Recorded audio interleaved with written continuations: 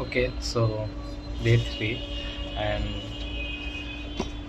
আমি অ্যাকচুয়ালি একটু বেশি গেট আপে আছি বিকজ এখন সন্ধ্যা আজকে তো তারিখ যে আসলো রাস্তার বেশ বাজে অবস্থা ছিল, পার্টিকুলারলি বাড্ডা রোডটা অনেক অফ।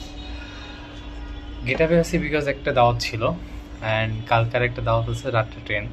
সো কেবলমাত্র ব্যাক করছি অ্যান্ড আই ডোন্ট থিঙ্ক যে এরপর টাইম পাবো।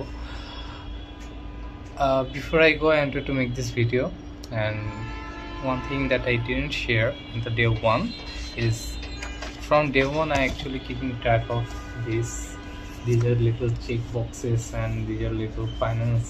Okay, so আমার লাস্ট কিছু মান ধরে যে ইস্যুটা হচ্ছিল সেটা হচ্ছে ফাইন্যান্সিয়াল ট্র্যাক আমি রাখতে পারতেছিলাম না। আমার অনেক বেশি স্পেন্ড হয়ে যাচ্ছিলো at the end of the day or end of the month দেখা যাচ্ছিলো যে আমার অনেক ফাইন্যান্সিয়াল ক্রাইসিস ক্রিয়েট হচ্ছে।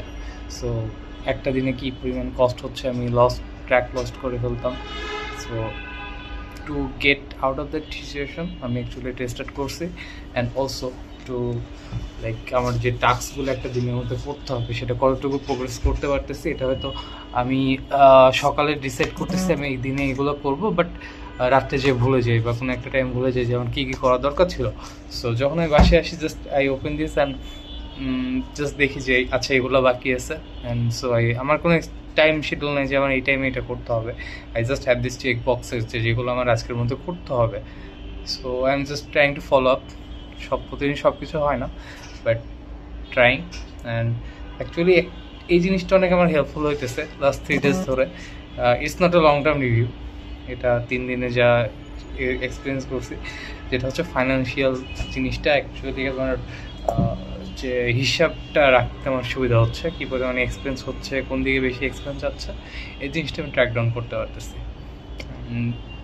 That is it I guess.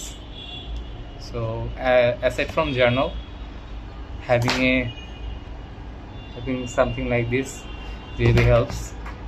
So yeah, রাত্রে ট্রেন আছে, I will take this right now. Love this.